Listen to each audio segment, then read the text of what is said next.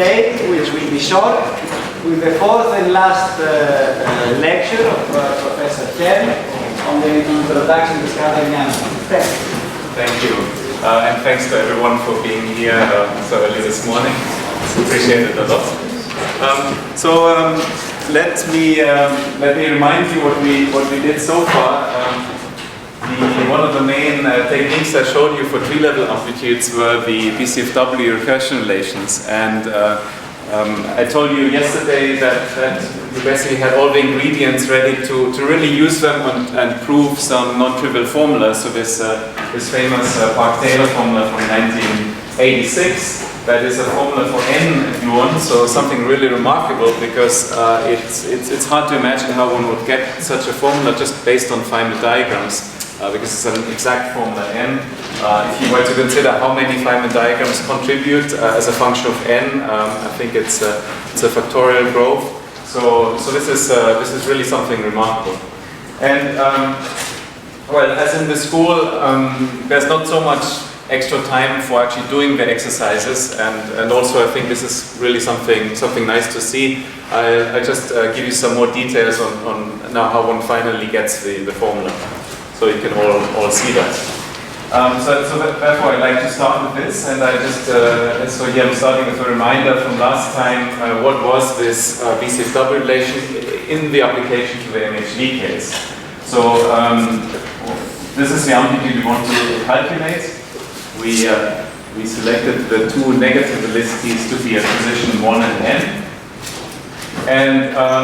And then so that through what we consider a shift, complex shift in the momentum of the gluons in a very particular way, which is this one here. And then on the right hand side one gets in general a number of terms which correspond to poles in the complex plane, where you have a factorization into some amplitude on the left and some amplitude on the right. And we saw yesterday that in the particular case of MHV amplitudes, in fact out of this sum, only one term survives, and it's this particular one here. So the BCFW recursion for MHV amplitude is particularly simple. We have essentially the same amplitudes, but for one gluon less, and evaluated at slightly different kinematics, times a very special object, the 3-point MHV bar amplitude, which we also computed yesterday. And then there's a little factor, this 1 over S12. I don't know if I define this, so by S12 I mean P1 plus P2 squared. This is a kinematic factor which corresponds to the momentum in this 1-2 channel. So remember, in general, we had a factor which corresponded to the momentum squared that flows through this channel, but for unshifted kinematics. So in this particular case, since there's only two particles, it's just S12. Okay, and now, as we also discussed yesterday, this is recursion relation which we can think of as increasing the number of gluons. So once we know this formula for MHV amplitudes for n gluons, we can take it and compute n plus 1 and so on. And indeed, to gain some insight, normally if you don't know yet what you're aiming for, you would start computing for 4 gluons, 5 gluons, and so on. Here we're in the nice situation that we already have a conjecture, if you wish, for what the formula should look like for number n of particles. So here we can take a shortcut. We can use mathematical induction. Say, well, assume that this formula is true for n-1 gluons, and then we take this recursion and see if we can show from that the formula follows for n gluons, and then we're done. So that's the idea. Okay, so let's try to do this. Now, one thing that's a bit unusual about these amplitudes is the shifted kinematics, and so that's why I want to be a bit careful about that. Our first point is something that already came up in a question yesterday. It's about this intermediate momentum. So remember, we have a convention that all particles are outgoing, but here clearly, so one of the p's will be ingoing, the other one outgoing. So that's why I gave this p here a little minus. This is just to say that it's negative p, right? So in this sense, we have negative p outgoing for this 3-particle amplitude and p outgoing for this n-1 particle amplitude. Now, related to this, there's a little question you could have, which is that so if we have this shifted momentum p, so remember p squared is on shell. Okay, so this means that there exists some spinner lambda p, lambda twiddle p that we could define. So just as for the external particles as well. Okay, so let's say we just write this by definition. There's this usual rescaling ambiguity that we could increase lambda by some amount and decrease lambda twiddle, but anyway, it does not actually matter for our calculation. But now you may also encounter negative p. So this is also an on-shell momentum. It also can be written as a product of two spinners. But how is it related to these two? And well, essentially. Essentially, there's several choices, but just for simplicity, I like to use the same lambda and lambda twiddle. So I'm going to use this freedom of redefining them in this case for negative b, and I think I want to just put the minus here with the lambda and leave the lambda twiddle alone. So if you wish, I don't want to overdo the notation, but this you could think of this as the lambda corresponding to minus b. And similarly, this would be the lambda twiddle corresponding to minus b. But this is, so I'm just saying that for definiteness. Something like this. Now another just a practical info when you do this calculation. What we do, we write down the formulas here for the objects on the right hand side. We know all the ingredients. And then the difficulty will be, or small difficulty, we will have to evaluate them at the shifted kinematics. Right? So then the next goal is actually to get rid, if we can, of these shifts, because they're a little bit annoying. Much nicer if they were not there. And in some situations, we can actually remove the hats. So in some situations, the shift is actually not relevant. So what could be such situations? So let's have a look. So for example, let's say we encounter in our expressions some square bracket where one is shifted, lambda twiddle one would be shifted, and some other spinner A.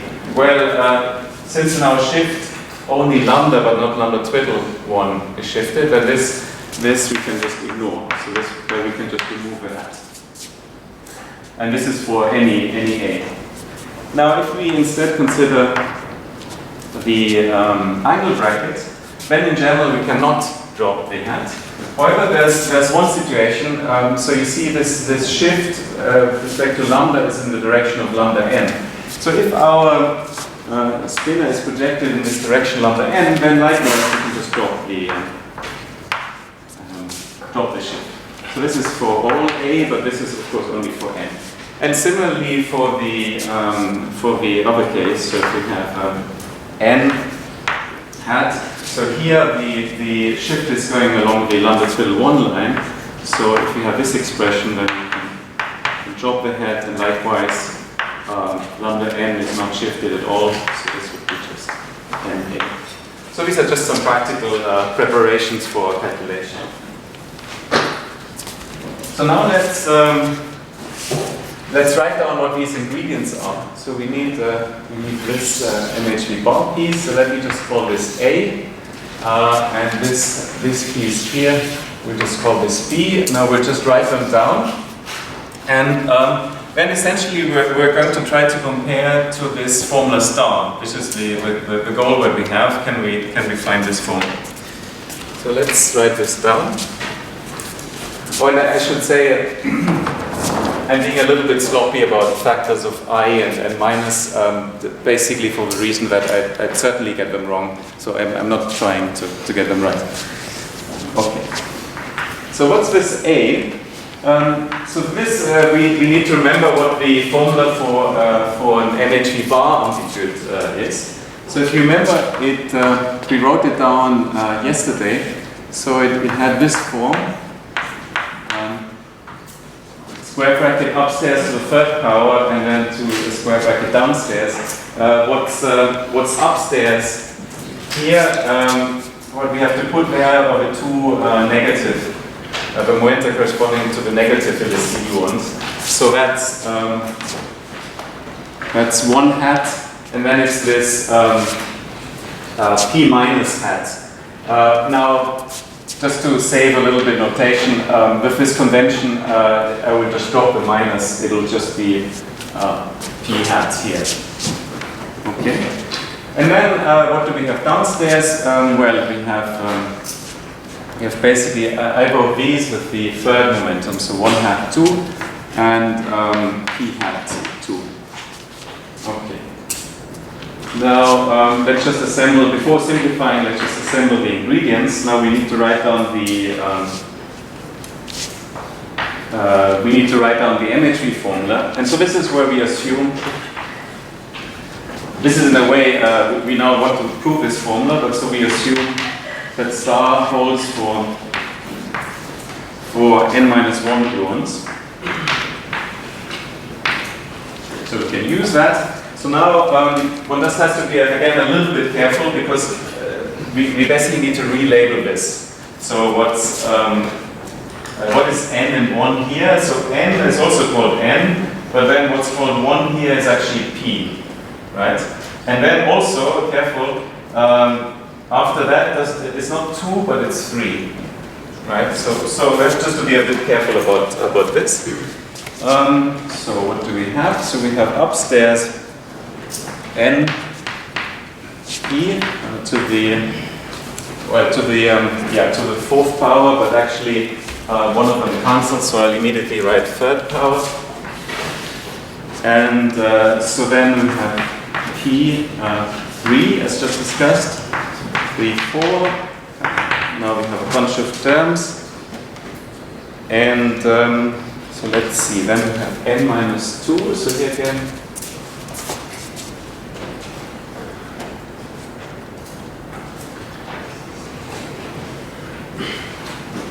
Yes, this should go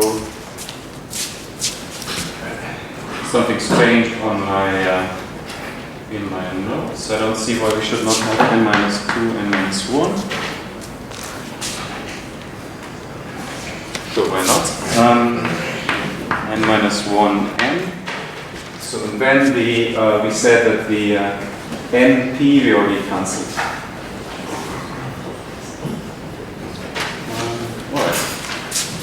Looks good to me if anyone spots yeah. For A, should we not have 2 p hat in the numerator? It doesn't look like that's the right little bit of scaling. Okay, let's just check. So, okay, for the denominator we're okay because we have a plus helicity gluon. We said lambda has we assigned -1 half to it. So that's -1, but since it's downstairs it's +1, that's a plus. Yeah. That's lambda 12, but you have a square bracket. So it's supposed to be +1 half. Surely p and 2 should have the same scaling since they're both positive velocity. Yes. P and no, so hold on a second. Oh yeah, that's what's happening here. Oh yeah, that's thanks for this comment. I just dropped. Yeah. I just got that wrong. Yeah, I confused MHG and MHG box, so indeed that should be, so we need to have 2 upstairs. Right. Sorry, yeah, thanks for catching that.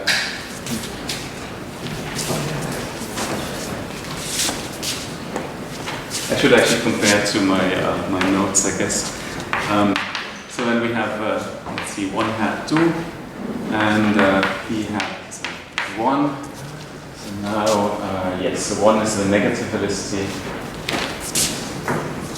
Right, that's also what's written here, so that looks good.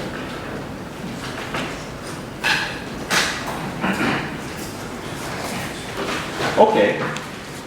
So right, so there we assume this formula. So now we can attempt to simplify a little bit.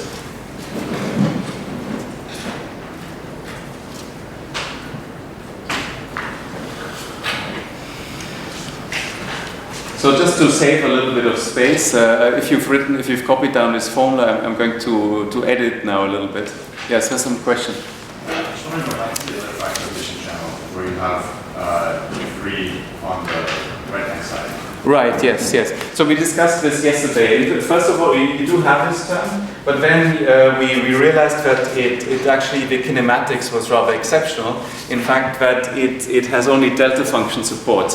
So we saw yesterday that it only exists if I remember correctly, lambda n and lambda n minus 1 are collinear. And so we decided to drop distributional terms. Okay, so if everyone copied down this formula, we can edit a little bit. So just according to these rules, so for instance, let's look here. We can just remove the hat from 1, and also here. I'll consider this. And let's see, can we simplify a bit more? We have a similar situation here. This n hat, we don't need it. So already, that's already quite good. So now let's try to put things together. So in fact, let's consider the product A times B.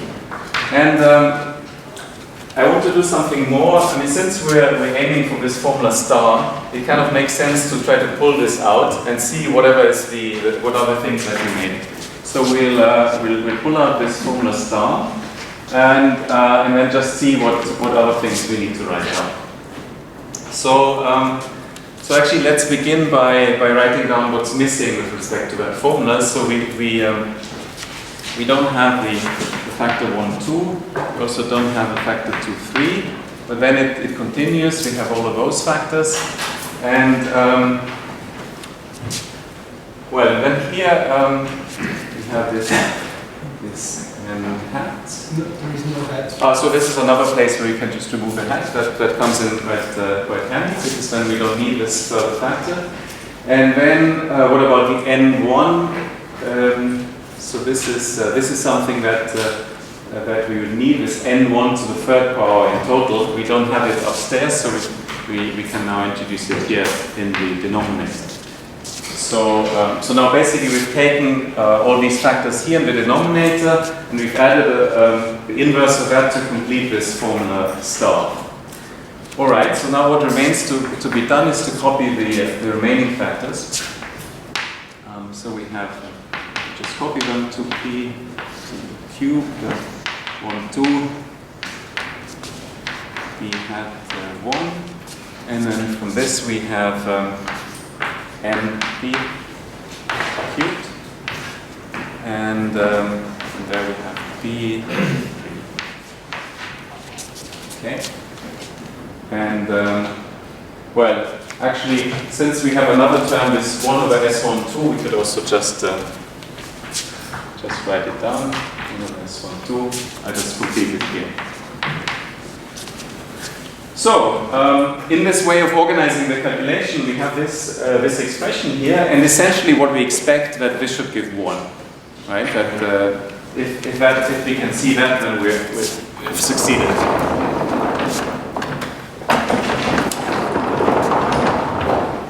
So how can we do this? And this is now where we need to use just a small amount of tricks. But it's actually, if you have a bit of experience with this, it's not too complicated. I come back to the question, unless something wrong with the formula. Something wrong. I just say, just as you have said, the assignment of the minus p hat for the lambda minus p and the lambda tilde minus p can be arbitrary. For example, yes. If I choose lambda minus p equals I lambda p in this way, and lambda tilde minus p equals I lambda tilde p in this way, then the A part will be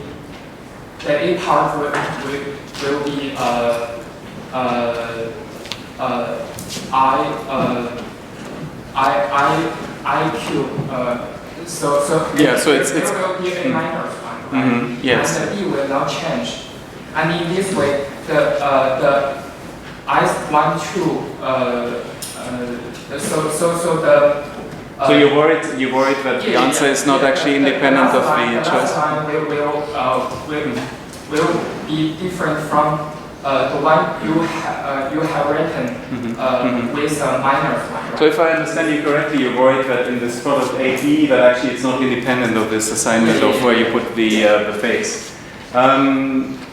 Actually, it should be, but okay, maybe we can look at it in more detail later. Okay. But it should definitely be. I know that there's one circumstance where one has to be a little bit careful. I'll mention later the supersymmetric extension of these BCFW relations. And there one has to be certainly worried that one does things consistently, in the sense that in the supersymmetric case, there's a supersymmetry transformation which relates lambda twiddle to some Grassmann variable eta. And then when one does the shift, one actually shifts not only the momenta, but also the Grassmann variable. And then it's important that this assignment here is done consistently.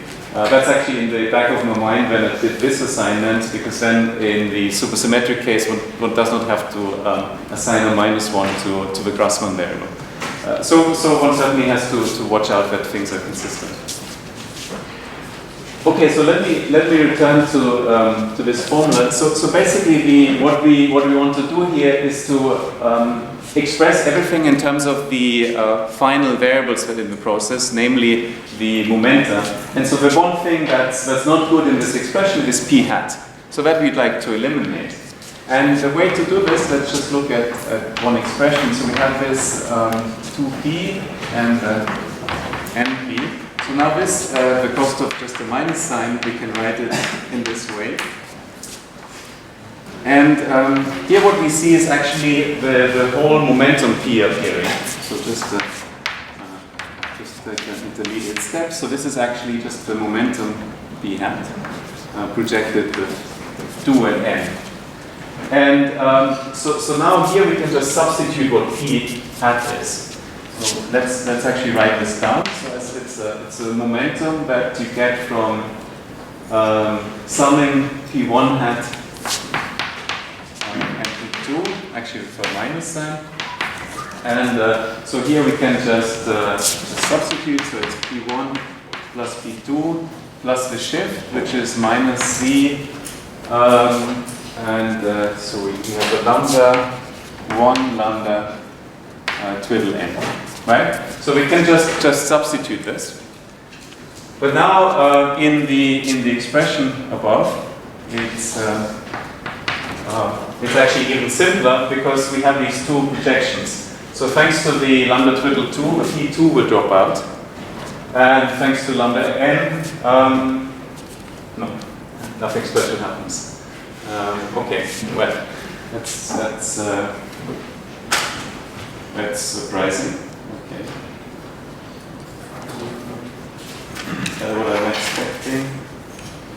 I think the twiddle is on the one. Pardon me? I think the twiddle is on the two. Oh, that's much better. Thank you.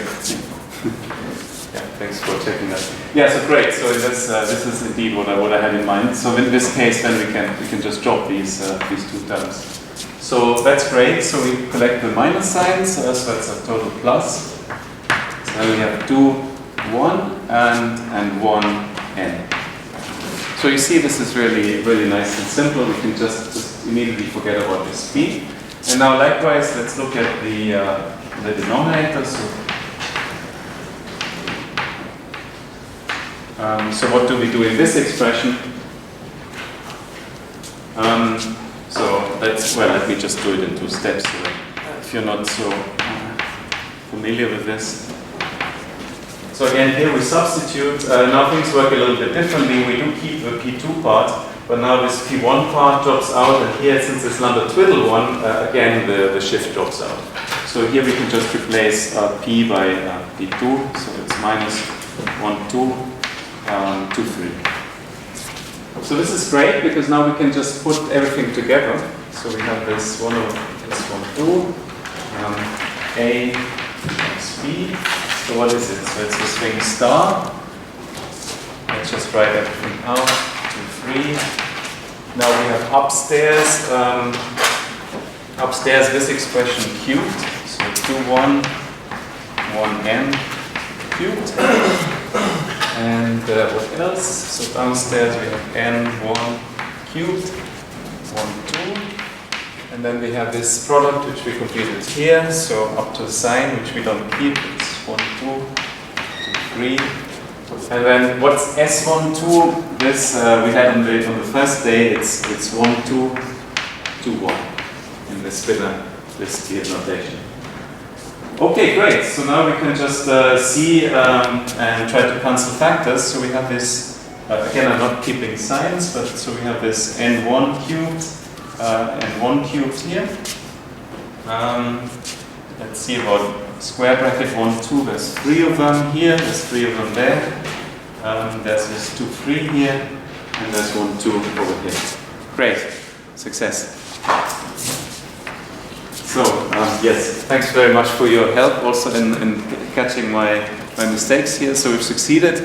What does it mean? We've used the assumption that the MHV formula was valid for n-1 gluons, and now through BCFW we've proven it for n gluons. So this then completes the proof by induction.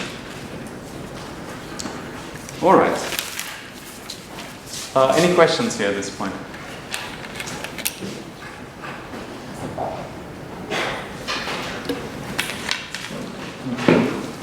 Now I'd like to now make a few comments about the BCFW recursion, about some related developments, and also how you could go further from here. So let's see. So what do I want to say? First of all, I think you do have a great set of references from the SAGEX curriculum. I just wanted to point out that in this particular case, this what we've gone through here, the BCFW philosophy. I mean, in fact, this original paper from 2005 is very readable. I definitely recommend it. It's just 4 pages, and I think having heard the lectures, it should be really accessible. So, I mean, it's not always the case when you can go to a research paper and really understand most of it. So, if you're interested, I definitely encourage it. I just want to give you the reference. So, it's my first comment. So there's the original BCFW reference. Certainly worthwhile to read. So it's kept TH, and then it's this number. Let me just check. Is everyone comfortable? Does everyone know what I mean when I say have TH, have PH as a reference? Does somebody not know what I mean by this, how to find such a paper? I mean, just don't be shy. Okay, does not seem to be the case. All right, so I definitely recommend this read. Now, in an important ingredient that we used but did not show was the fact that for gluon amplitudes, under certain BCFW shifts, the amplitudes vanished at infinity. And also for that, I'd like to give you a reference.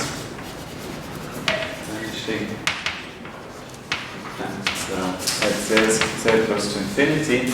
I mean, this of course has a longer history, but I think you'll find a complete discussion and also references to earlier literature in this work here from 2008, 0808 1446. Okay.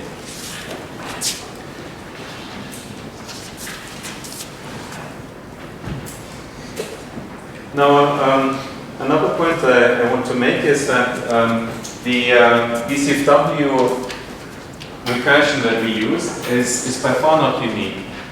We considered here a shift of 2 adjacent momenta, but I think I did mention that we could in principle shift any 2 momenta, in particular non-adjacent ones, and then you would get a similar formula, but possibly slightly different looking.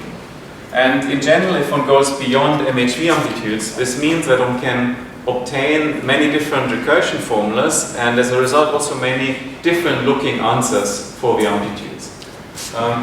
Perhaps one could say that here you saw a glimpse of this, that we had these factors. Well, they did contain this p hat, but it wasn't completely obvious from the beginning that they were representing just 1 And likewise, you can have different representations of amplitudes which are related by complicated and not so complicated identities between the spinors. In particular, think of something like having an expression which is rational and partial fractioning.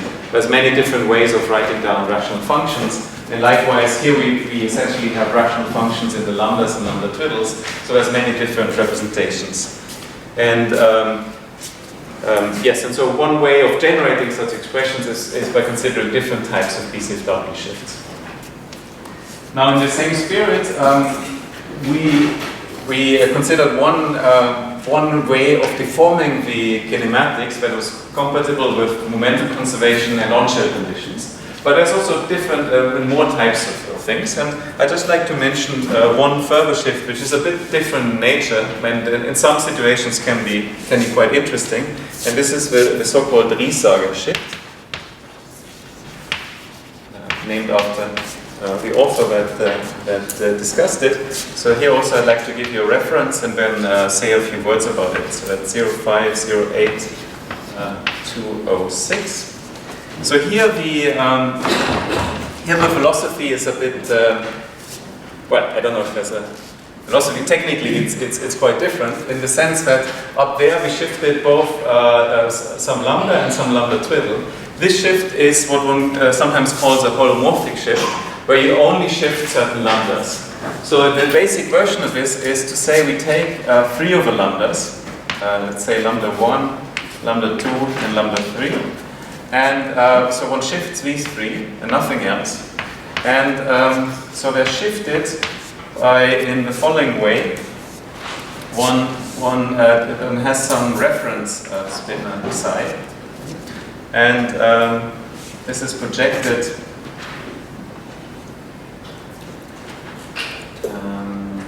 actually, sorry, let me, I prefer to write it in a slightly different way. Let me write it down in terms of the keys. So we take, for instance, P1 hat, so this will be P1. And yes, so then there's some parameter Z. And then I like this to be, so I introduce some reference spin xi. This will be some arbitrary, let me put indices, some arbitrary dotted spinner with dotted index. And then here we'll put, for instance, lambda 1 to 3.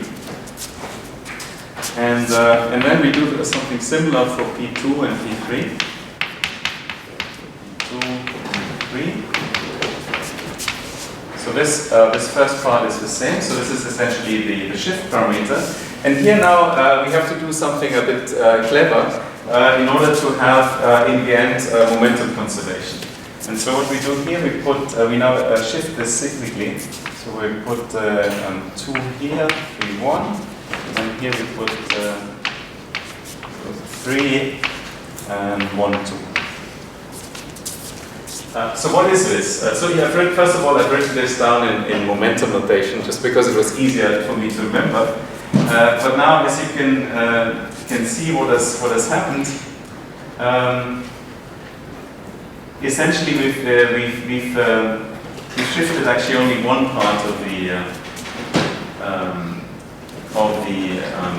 spinners here, but we've done it in a very special way.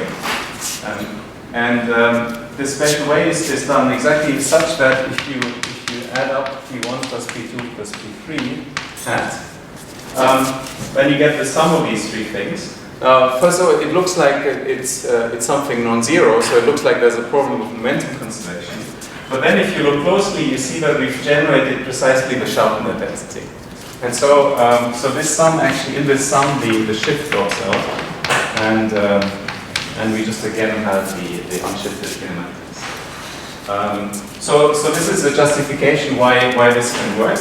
And well, on the other hand, something that's obvious from the way I've introduced the shift, we also still have momentum conservation. So this is quite interesting because it's a very different way of shifting the kinematics, introducing a shift parameter. It's, well, there's a lot more things to say. I just perhaps want to mention that one thing that's a bit curious is that you have here this psi, which is sometimes called a reference spinner. So one can now follow the same philosophy as with BCFW and derive some expressions, and the result that one gets will depend in general on this reference spinner. But on the other hand, this was chosen arbitrarily. So you know in advance that your expressions are actually independent of it. But it may not always be obvious. So this is just a feature of this method. Well, there's a lot more to say here. This is also connected to something that's called MHD vertex expansion. But I don't really have time to talk about this. I should say that this is particularly, this is a 3-line shift, but you can also generalize this to an all-line shift, where you shift all the moments in a similar way. And as I said, then there's some relation to something called MHD vertex expansion. So this is just to underline the statement that I made earlier, that there's not just one BCFW shift, but many different ways, and as a result, many different ways of representing the amplitude.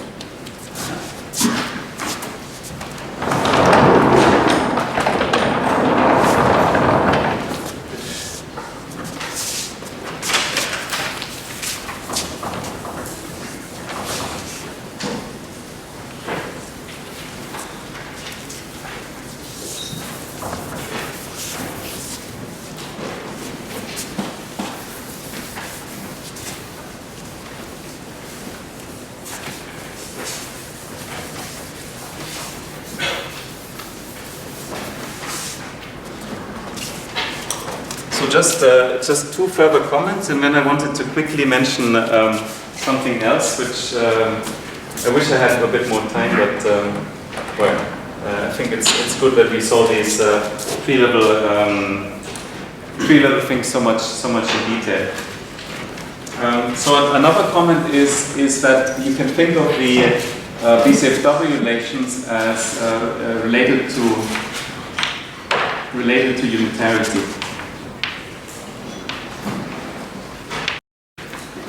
So this is something, so unitarity is something that David mentioned yesterday in his lectures, and it's of course very important at loop level, and you'll hear a lot more about this. But I just wanted to mention that one can think of the BCFW relations also as an incarnation of unitarity, but at tree level. So if you have the S matrix, which we represent typically as unity and then some interacting part T, this we had yesterday, then unitarity says that S dagger S is equal to 1. And it's interesting to expand that perturbatively, so to consider perturbative expansion of T. And also something that David showed yesterday, if you plug this in, you can get a relation between the imaginary part of T and the following T dagger T. And so this is quite interesting because T appears here linearly and here quadratically. And now let's just, well, yesterday we also saw that you could think of this as, one example of this is where you say, you take the imaginary part of a one-loop amplitude, and it will be represented by a product of tree-level amplitudes with some phase space interval.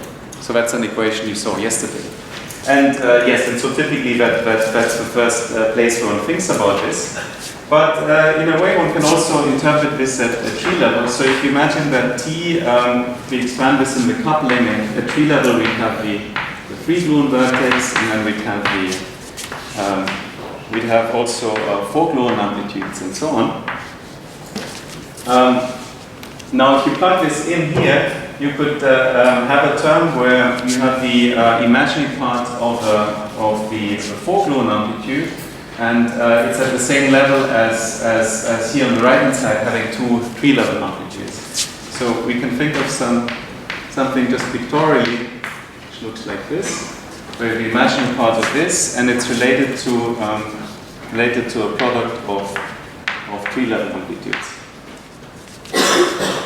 Now, what's the imaginary part of a tree-level amplitude? Well, these are actually rational functions, so this is, one could say it's just zero, so nothing too interesting to look at. But also we saw yesterday that in fact there's this I epsilon description, and in fact if you look closely there's some delta function. So in other words you can say that the imaginary part here gives you some delta function, and then at the location of the delta function the internal propagator is on shell, and the amplitude factorizes into this what we call A left and A right, and that's what's represented over here. So this is I just like to say this as interpretation that you can think of BCFW relations as unitarity at tree level. Okay. Now, final comment. I'm sorry, I'm going a bit fast, but I think I just want to give you some outlook of other topics that are around if you want to read up and go further. Another topic is supersymmetry. Now this is something that I've already hinted at, that at tree level it's actually very beneficial to think about not just the gluon amplitudes as gluon amplitudes in Young-Mills theory, but really embedded in a supersymmetric setup. We discussed in the first lecture that this comes at no cost, because it's still the same gluon amplitudes. It's just that you imagine that there's also other particles around. And then you can do nice things like use supersymmetry to prove that certain helicity amplitudes vanish. However, it also helps you if you want to go further and really think about solving systematically now for the other helicity amplitudes, so the next to MHV, next to MHV, and so on. The reason is that, in fact, it turns out that if you go beyond MHV, things start getting a little bit messy. If you just think about gluons, you have to worry about where do these minus helicity gluons sit. There's special cases. Depending on the case, you get a different formula. It starts getting a bit more complicated than what we're seeing here. And roughly speaking, you can think of supersymmetry as some way of putting together all these different, what I could call component amplitudes in something like a multiplet. Or to say it in other words, you can define some auxiliary parameters which will correspond to the supersymmetry, but then with these parameters you can define a generating function. So this generating function has these extra parameters, and then it contains as component all these different helicity configurations that we talked about earlier. And this turns out to be something really, just from an organizational principle, really very, very beneficial. And it's been actually this formalism which has allowed to solve or write down systematically a solution to the BCFW relations for arbitrary helicity configurations. Well, after this motivation, let me just give you really the one very basic formula, just so that you have a feeling for how it works, and also a reference. So reference is this one, again something from 2008, 0808 2475. And okay, so now if we're happy with thinking about supersymmetry, we could introduce one, we could talk about any of this one supersymmetry, having gluons and fermion and the adjoint representation. But once we say we admit that, we can just as well profit as much as possible and introduce a maximal amount of supersymmetry that we can. And that leads us to a theory that was already mentioned by Gleb, by Tunov in his lectures, which is n equals 4 super units. Now, don't worry, I don't want to go too much into the details. I just want to explain to you what the particle content is in the on-shell setting. So what is this, and then also how one describes it. So the on-shell, what are the on-shell states here? So two things that we already know is the plus and minus helicity gluon states. So these we'll have also.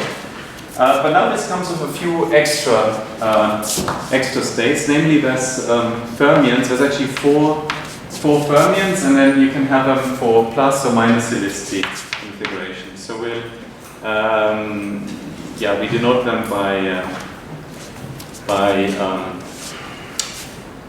gamma and by gamma bar, and they have some index A which runs from 1 to 4, some SU4 index.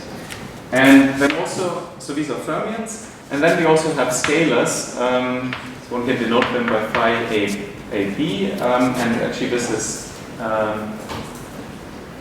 antisymmetric, so there's actually 6 of them. So there's six scalars. If you count, so we have the degrees of freedom, we have total 2 gluon states, 6 scalar states, that's 8. And because it's supersymmetry, it has to match up with the fermionic degrees of freedom, so that's also 8. Okay, now and now how does one work with this? One now does not talk of amplitudes of plus or minus helicity gluons, but one can actually package all of these states into something one can call a superfield. And this superfield, it depends on some Grassmann variable eta.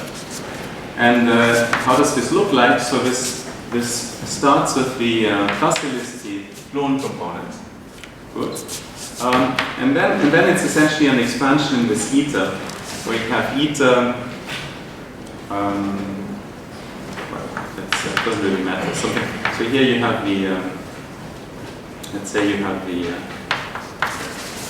fermions here, and then you have eta A, eta B, possibly with some normalization factor here in the middle. For the multiplet, you have the scalars, and then you have epsilon AB, CT, eta A, eta B, eta C, then the other type of fermionic state. And then finally, at the very end of the multiplet, let's write it like this: epsilon AB, CT, eta A, eta B, eta C, eta D. You have the negative helicity gluon state.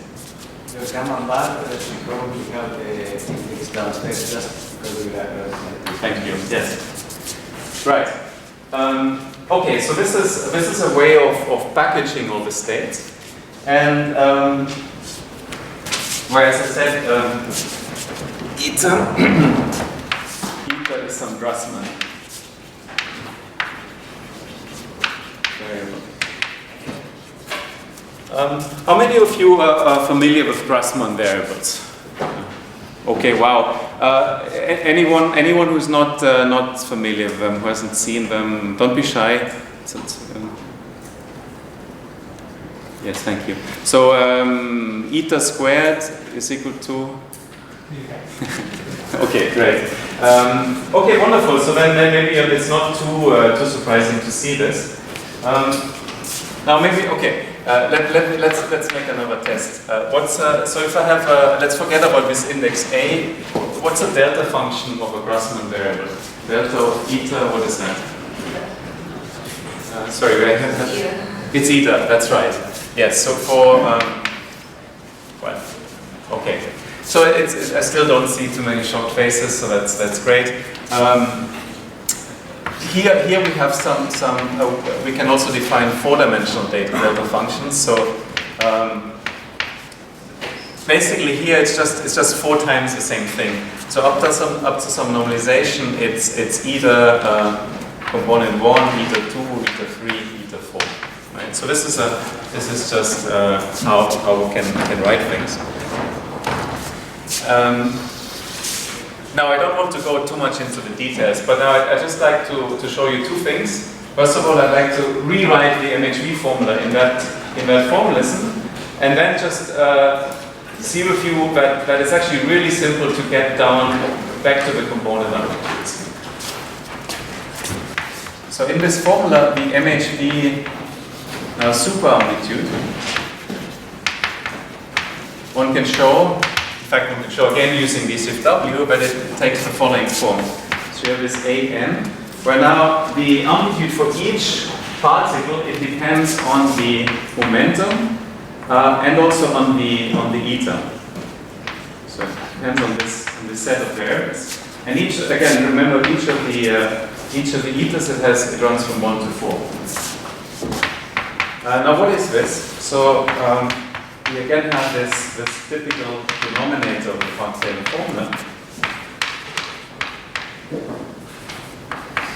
But now remember, previously what we had upstairs was this ij to the 4th power corresponding to the negativistic gluons. So it needed to know where those negativistic gluons sit.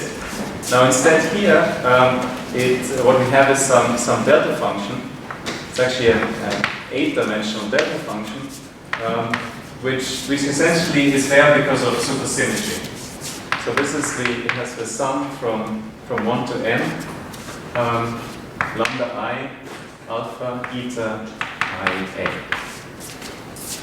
So this is actually, this is nothing else than Q, the supersymmetry generator actually. So in some sense it had to be exactly this, so that the amplitude is supersymmetric. So in a way you could have predicted this from supersymmetry.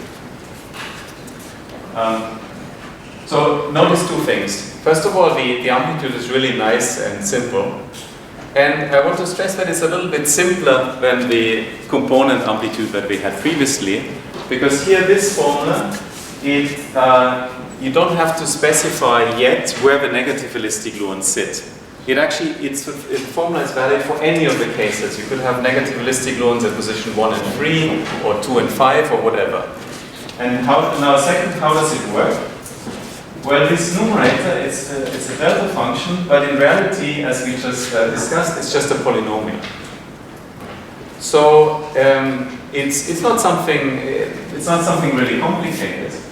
It's a polynomial which has degree 8 in the etas. So so here we have degree 4, but since lambda has 2 components, it actually turns out to have degree 8. And now, how can we recover these component amplitudes? Well, so we have all these etas, and now we just need to select which component we want. So for given external state, if we want the plus holistic gluon, it's really simple. We just set the corresponding eta to 0. Done. And if we want the negative holistic gluon, well, we just select the component where we have the maximal number of etas for that point. So just use the eta to the 4, which kind of separates this delta function. And so I told you this is a polynomial. It's actually degree 8, so we can choose exactly 2 negativistic gluons. And so you can choose them to I and j. Then you just pick the corresponding term in this polynomial. And well, a little bit of familiarity with the delta functions, or a little bit of short calculation, will show you that then you get precisely the ij to the just the ij to the 4 from this. So if we take, in other words, kind of a bit symbolic notation, eta I, eta j to the 4th power, this term in the polynomial, then we just get ij to the 4th. And so in this way we recover the component amplitude. I'm going a bit fast here because I just want to give you the idea, not really do the Grassmann and spinner gymnastics, but this is what you get. So this is the sense in which I said that this packages together all the different component amplitudes. Actually many more that we don't care about here. So there's also stuff where you have external fermions, which you could generate, but are just there for free if you wish. In my mind, the real advantage is that with this formalism, it then becomes much easier to also discuss next to MHV, next to MHV, to really write down compact formulas which just in one formula know about all the different component amplitudes, different positions of fluids. All right, I think that's probably a good place to stop. So thank you very much for your attention.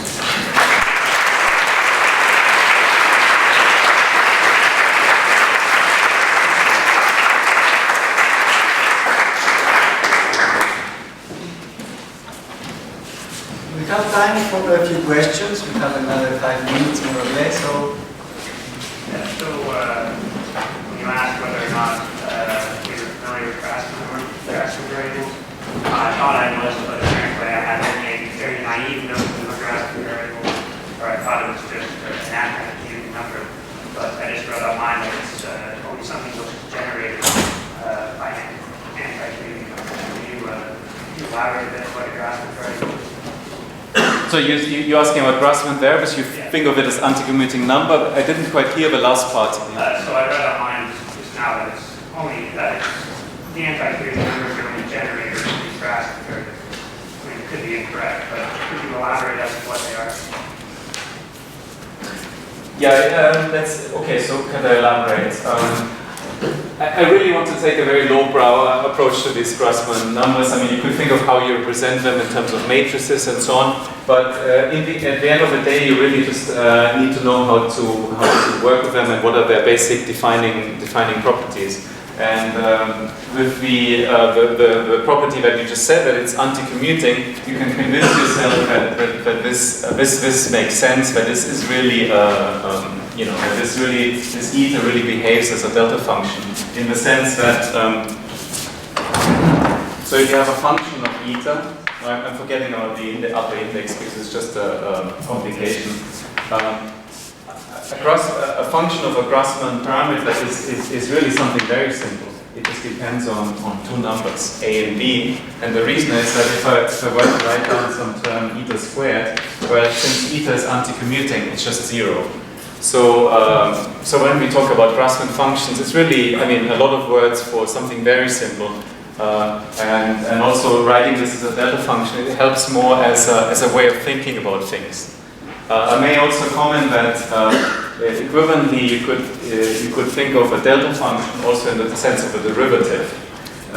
So what do I mean? So if I write delta of eta times f of eta, what happens? Since this is represented by eta, this term squares, it drops out, and I just recover eta times a, or delta eta a, right? So it does the job that we usually expect of a delta function. Now there's something funny, and perhaps this symbolizes that this is something really simple. I could equivalently have said that a delta function is a derivative, because well, up to this eta, because if I take the derivative, sorry, something is going wrong. What's happening? No, I don't. No, sorry, I don't want to say this. Sorry, that's just there's another story where one can think of extracting components as taking derivatives, but I don't want to do this here. Sorry. So this just underlines that a delta function is really, I mean, it's really just eta, but the main property is that it behaves if you multiply this with a Grassmann function, it extracts the components, so it does what you usually expect a delta function to do. But as you can see here, it's really just something very simple.